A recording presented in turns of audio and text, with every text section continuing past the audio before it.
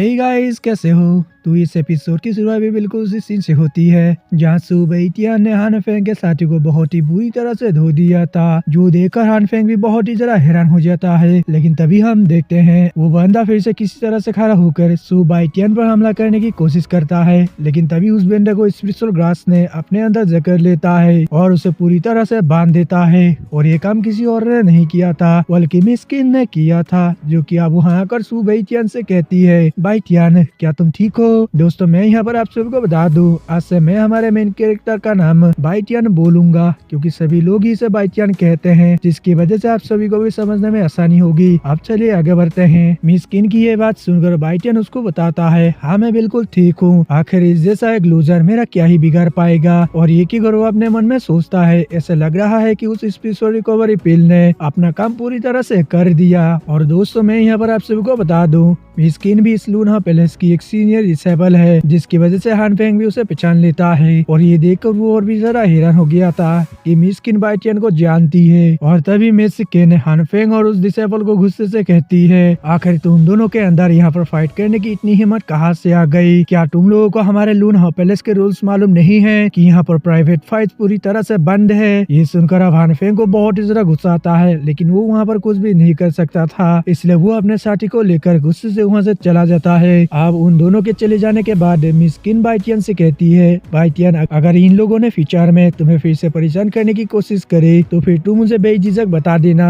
मैं इन लोगों को अच्छे से सबक सिखा दूंगी। ये सुनकर बैटियन उससे कहता है, कोई बात नहीं, ये लोग इतने जरा काबिल नहीं है कि मुझे परेशान कर सके। ये सुनकर अब मिस्किन भी स्माइल करने लगती है और उसको बताती है कि मैं आज यहाँ पर इसलिए आया हूँ ताकि मैं तुम्हें हमारे किन फैमिली की तरफ से शुक्रिया कह सकूँ। और ये कहकर मिस्किन उसे शुक्रिया कह देती है उसकी ग्रैंडपा की बीमारी को ठीक करने के लिए। और ये कहकर वो अपने पास से एक फॉलिंग स्टार गोल्डन कार्ड बाहर निकाल लेती है, जिसके अंदर 5 लाख गोल्ड कॉइन्स थे, जिनमें से 3 लाख उस स्पिरिचुअल रिकवरी पिल के बदले वो दे रही थी और बाकी 2 लाख वो बैटियन का शुक्रिया अदा करने के लिए दे रही थी। जिस पर अब बैटियन भी उस कार्ड को उससे ले लेता है और कहने लगता है कि इन पैसों से अब तो मैं और भी ज्यादा कल्टीवेशन रिसोर्सेज खरीद सकता हूँ। उसके बाद हमारा सीन चेंज होता है और हमें रात का सीन दिखाया जाता है, जहाँ बैटियन एक स्पिरिचुअल पूल के अंदर बैठकर अपना कल्टीवेशन कर रहा था, जहाँ थोड़ी और देर कल्टीवेशन करने के बाद बैटियन अपने कल्टीवेशन में ब्रेक थ्रू कर लेता है, जिसकी वजह से अब वो वॉरियर रियलम के 6th लेवल पर पहुंच चुका था। और अब कल्टीवेशन करने के बाद बैटियन खाना खाने के लिए एक जगह पर आ चुका होता है, जहाँ हम देखते हैं कि बहुत ही ज्यादा लजीज खाना उसके सामने परोसा होता है, जिसे देखकर वो खुद से ही कहता है, सच में यहाँ के खाने तो दिखने में बहुत ही ज्यादा स्वादिष्ट लग रहा है। और ये सभी के सभी स्पिरिचुअल फूड्स है, जो कि कल्टीवेटरों के लिए बहुत ही ज्यादा फायदेमंद होते हैं। उसके बारे में थोड़ी देर बाद का सीन दिखाया जाता है, जहां बैटियन खाना खा के होने के बाद एक सीक्रेट रूम पर प्रैक्टिस करने के लिए आ जाता है। अब हम देखते हैं कि बैटियन वहां पर एक एंशिएंट टेक्निक जिसका नाम फायर फ्लेम स्टेप है उसको प्रैक्टिस करने लगता है, और जिसके दौरान वो हमें इस टेक्निक के बारे में बताता है कि ये फायर फ्लेम स्टेप टेक्निक एक टॉप नॉच अर्थ लेवल की स्किल है, जिसको मैंने अपने पिछले लैब में मास्टर किया था। लेकिन दोस्तों मैं आपको बता दूं, ये लाइन मुझे बिल्कुल भी समझ में नहीं आई कि आखिर बैटियन सुअंग इनकारनेशन है या फिर एंसेस्टर, क्योंकि ये हमें अभी तक क्लियर किया नहीं गया है। जिसके बाद बैटियन हमें आगे बताता है, अगर मैंने इस टेक्निक को अपने फायर टाइप एक्टिविटीज के साथ परफॉर्म किया तो फिर मेरी स्पीड और स्ट्रेंथ बहुत ही ज्यादा इंक्रीज हो जाएगी, लेकिन अगर मैंने इसको अपने स्पिरिचुअल बीस्ट के साथ कंबाइन करके अटैक किया तो फिर मेरा अटैक पहले से बहुत ही ज्यादा स्ट्रॉन्ग होगा। और ये कहकर वो अपने स्पिरिचुअल बीस्ट को समन करके दीवार पर एक अटैक कर देता है, और हम देखते हैं कि उसका अटैक इतना ज्यादा पावरफुल था कि दीवार में भी क्रैक्स पड़ गए थे,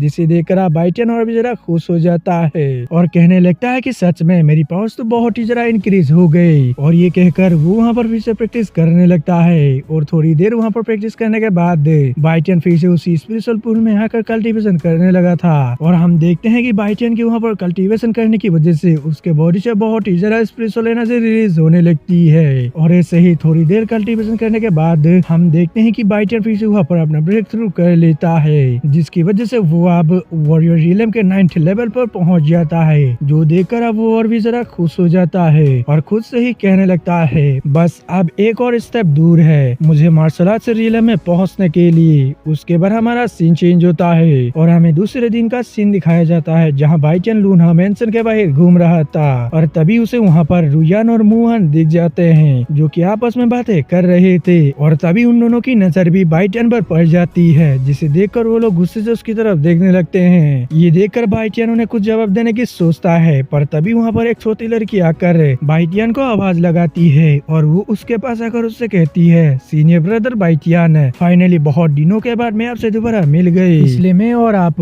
आज से एक साथ ही प्रैक्टिस करेंगे। जिस पर बाइटियन भी उसे देखकर काफी ज्यादा खुश हो जाता है और उससे कहता है कि वाकई में हम दोनों बहुत ही दिनों के बाद मिले हैं। और ये कहकर वो उसे कांग्रेचुलेट करता है सुजाकू एकेडमी में सक्सेसफुली ज्वाइन होने के लिए। ये सुनकर अब वो लड़की जिसका नाम सोफी है वो बाइटियन को इसके लिए थैंक यू कहती है और बताती है कि मेरी पिछले कुछ सालों की मेहनत बिल्कुल भी बेकार नहीं गई, जिसकी वजह से मैं भी टेस्ट में पास होकर यहाँ पर आ गई। जिसके बाद हम देखते हैं कि वो सभी न्यू डिसेबल्स एल्डर सेन के पास आ जाते हैं, जो कि यहाँ के 6th एल्डर हैं, और वे सभी डिसेबल्स यहाँ आकर एल्डर सेन को ग्रीट करते हैं, जिनके साथ बाकी सभी सीनियर डिसेबल थे। तभी एल्डर सेन की नजर बाइटियन पर पड़ जाती है, जिसे देखकर वो भी थोड़ा सा हैरान हो गए थे और कहते कि बाइटियन तुम अब एक वॉरियर रिलेम के 9th लेवल का कल्टीवेटर बन चुके हो। अब एल्डर सेन की ये बात सुनकर बाकी सभी डिसेबल्स बहुत ही ज्यादा हैरान हो जाते हैं और वहीं इस पर बाइटियन एल्डर को हाँ कह देता है। ये सुनकर अब एल्डर सेन भी काफी ज्यादा खुश हो जाते हैं और उससे कहते हैं कि तुम्हारी कल्टीवेशन करने की स्पीड बहुत ही ज्यादा फास्ट है, इसलिए मुझे लगता है कि तुम डुअल हेवन लेवल के मार्शल एट्रीब्यूट के साथ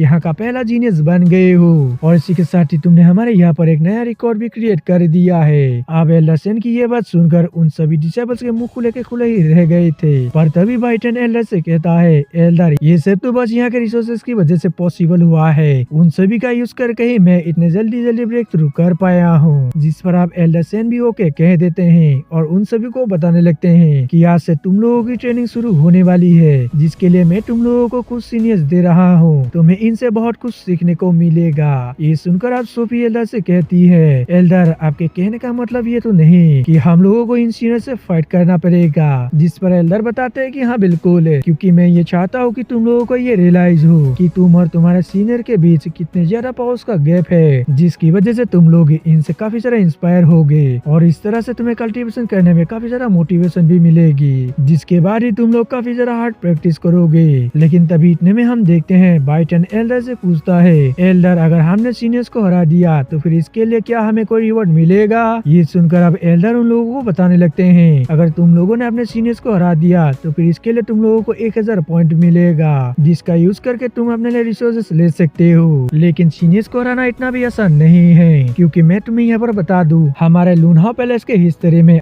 आज तक सिर्फ 9 ही ऐसे डिसेबल्स थे जो कि अपने सीनियर्स को हरा पाए थे। तो इस पर अब बाइटियन एल्डर से पूछता है, एल्डर क्या अगर मैंने एक साथ 2 सीनियर्स को हरा दिया तो फिर क्या इसके लिए मुझे डबल पॉइंट्स मिलेंगे? जिस पर एल्डर उसको बताते हैं, हाँ बिल्कुल, अगर तुमने 2 सीनियर्स को हरा दिया तो फिर तुम्हें इसके लिए डबल पॉइंट्स मिलेंगे। अब एल्डर से ये बात जानने के बाद बाइटियन उनसे कहता है, एल्डर मैं यहाँ पर 2 सीनियर्स को चूज करना चाहता हूँ मुझसे फाइट करने के लिए। ये सुनकर तो हानफेंग और उसका साथी बहुत ही ज्यादा हैरान हो जाते हैं, क्योंकि उनको पता था कि बाइटियन उनको ही चूज करेगा, और ये बात वो लोग उससे भी कहता है। तो उस पर बाइटियन उससे कहता है, तुमने बिल्कुल सही समझा, मैं तुम दोनों को ही चूज करूंगा। ये सुनकर अब हानफेंग का साथी उससे कहता है, ठीक है, बाद में तुम लोग बिल्कुल भी मत पछताना कि तुमने गलत आदमी को चूज कर लिया, क्योंकि इसकी वजह से आज तुम बहुत ही बुरी तरह से पिटने वाले हो। ये सुनकर बाइटियन स्माइल करने लगता है, जिसके बाद वो सभी लोग और एल्डर एलिना की तरफ चले जाते हैं, जहाँ वो लोग अपने अपने सीट पर बैठकर बाइटियन और उन दोनों के फाइट को देखने वाले थे, और दूसरी तरफ बाइटियन भी उनके सामने होता है। और दोस्तों इसी के साथ हमारा अमेजिंग एपिसोड खत्म हो जाता है।